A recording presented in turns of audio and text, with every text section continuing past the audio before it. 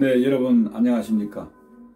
네, 이번 시간에는 러시아 음악의 선구자요, 또 발레 백조의 호수를 비롯해서 발레 음악으로 유명하고 또 특별하게 교향곡 제6번 비창으로서 유명한 러시아의 표토르 일리치 차이코프스키가 되겠습니다. 차이코프스키에 대해서 말씀을 드리겠습니다. 네, 차이코프스키는 1840년 5월 러시아 우랄 지방에 있는 시골인 캄스코버트 킨스키에서 출생했습니다. 네, 아버지는 광산의 기술 관리였습니다. 어머니는 프랑스 혈통을 타고났습니다. 그래서 어머니는 피아노도 잘 쳤고 또 특별하게 목소리가 좋았다고 합니다. 그래서 이 차이코프스키는 어머니의 영향으로 또 어머니가 음악에 대해서 관심이 많아서 프랑스인 가정교사를 붙여줘서 피아노 레슨을 받게 합니다. 그러나 부모는 이 아들이 안정적인 직업을 갖기를 희망했습니다. 당시만 해도 음악을 한다는 것은 참 배고픈 직업이었나 봅니다. 그래서 이제 이 차이코프스키 가족은 10세 때 상트 페테르부르크로 이사를 하게 됩니다. 차이코프스키는 부모의 강력한 뜻에 따라서 법률학교에 진학을 하게 됩니다. 그러나 차이코프스키는 항상 음악에 대한 열정이 컸습니다. 그런데 이 학교에 다니면서도 음악을 좋아해서 독일 사람인 피아노 선생님에게 계속해서 피아노 레슨을 받게 됩니다. 1859년 19세 때 차이코프스키는 법률학교를 졸업을 합니다. 그래서 당시 그 법무부에 취직을 했습니다. 그러나 법무부에 다니면서도 음악에 대해서 관심을 가지고 있고 그 취직한 그러한 직장이 흥미가 없었습니다. 결국은 차이코프스키는 음악 공부를 위해서 러시아 음악협회에서 운영하고 있는 음악교실, 즉 그 음악원이 되겠습니다. 음악원에 들어갑니다. 그래서 음악을 하는데 특별하게 재능을 발휘하기를 시작했습니다. 결국은 차이코프스키는 음악 공부를 위해서 직장을 그만두게 됩니다. 당시 음악원을 이끈 사람은 유명한 피아니스트 안톤 루빈스타인이었습니다. 이 차이코프스키는 음악원에 다니면서 스승의 가르침을 잘 받게 됩니다. 그래서 자신이 생각할 때 이제 전문 작곡가로서 자신감을 갖게 되었습니다. 1866년 차이코프스키는 음악원을 졸업을 하게 됩니다.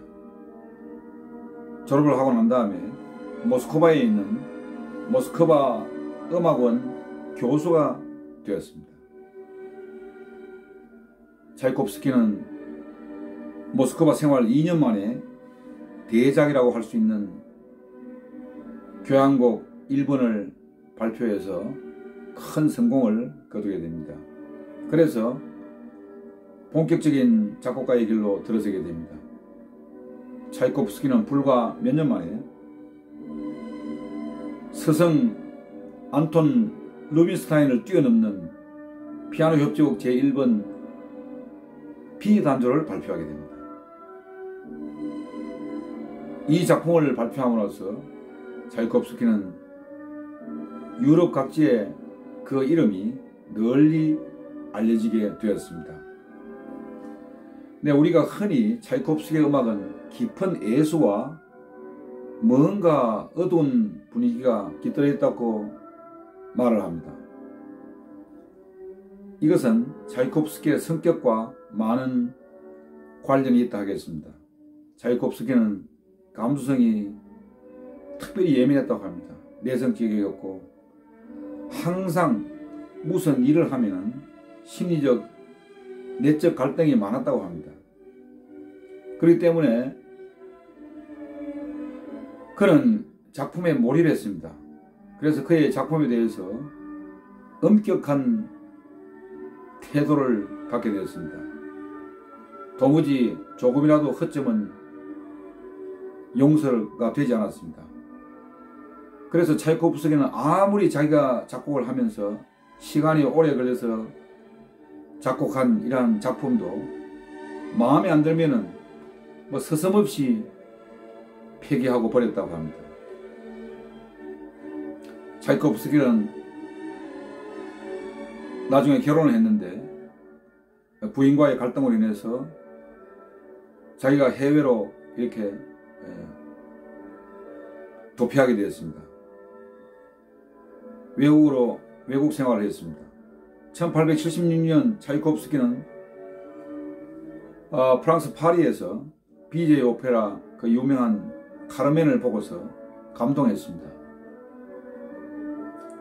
차이코프스키는 귀국해서 여러분께서 너무나 잘 아시는 발레 백조의 호수를 작곡했습니다. 지금은 백조의 호수가 참 발레로서 발레 음악의 최고봉을 가지고 있지만 당시 발표할 때는 큰 호응을 얻지 못했다고 합니다. 특별하게 차이코프스키는 자신의 작곡 인생에 막대한 영향을 준 사람이 있었습니다. 그 사람은 폰 메커 부인이라는 사람입니다. 이 폰 메커 부인을 알게 됩니다. 이 폰 메커 부인은 철도 경영자 미망이었습니다. 차이코프스키의 음악을 듣고 차이코프스키를 음악을 사랑하고 차이코프스키의 후원자가 됩니다. 많은 도움을 주었습니다. 이제 차이코프스키는 이러한 후원을 받고 모스크바 음악원 교수를 그만두고 이제 작곡에만 전념을 하게 되었습니다. 그러나 특이한 것은 평생 이 메커 부인과 이 두 사람은 편지만 서로 교환했을 뿐 딱 한 번 우연히 마주쳤다고 합니다. 우연히 마주친 일을 제외하고는 평생 한 번도 만난 적이 없다고 합니다. 참 좀 수수께끼 같은 이야기가 되겠습니다. 차이코프스키는 유럽과 미국 등 연주 여행을 다니면서 자신의 곡을 연주를 했는데 가는 데마다 좋은 평가를 받았습니다. 차이코프스키 음악은 서유럽 중심의 고전 음악에 결코 뒤지지 않으면서도 러시아 특유의 정서와 감정을 담고 있어서 러시아 음악의 가치를 많이 일깨우게 했습니다. 당시 러시아 5인조를 비롯해서 국민주의 음악가가 많이 있었습니다. 그래서 러시아 음악가들 사이에는 차이코프스키의 음악은 지나치게 서유럽 중심의 음악에 기울어져 있다고 해서 비판을 많이 받았습니다. 그러나 차이코프스키 음악은 서양 음악의 그 세련미와 러시아적인 그러한 정서, 민요 이런 것과 어울려서 차이코프스키 음악은 외국 사람들에게는 아주 신선하게 느껴졌다고 합니다. 네, 지금도 우리가 러시아 음악을 들어보면은 뭔가 유럽의 음악은 또 다른 많은 그 독특한 정서를 느낄 수가 있습니다. 1892년 유명한 발레 음악 호두까기 인형을 작곡했습니다. 그리고 곧장 교향곡 제6번 여러분들이 너무나 잘 아시는 비창을 작곡했습니다. 그래서 유럽 순회 연주 여행을 떠납니다. 1893년 10월에 차이콥스키는 6번 교향곡 비창을 완성했습니다. 그래서 자신의 지휘로 상트페테르부르크에서 연주회를 했습니다. 네, 저도 상트페테르부르크에 여행을 가봤는데 아주 운하가 많고 정말 아름다운 도시, 너무나 정말 과거의 찬란한 그러한 영광을 느낄 수가 있었습니다. 그래서 당시 음악을 들은 사람들은 한결같이 이 비창이 무겁고 비장한 분위기를 느낀다고 말을 했다고 합니다. 근데 비창이란 말은 우리 한자로 표현해서 슬펄창이 되겠습니다. 그래서 이 비창은 차이콥스키의 대표적인 교향곡입니다만 인간에 대한 끝없는 비탄, 격정, 동정 이러한 것을 나타낸다고 하겠습니다. 네, 슬픈 교향곡이 되겠습니다.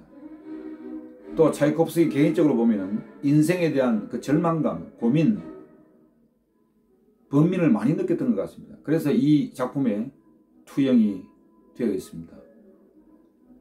차이콥스키의 인생과 관련된 그러한 느낌의 교향곡이 되겠습니다.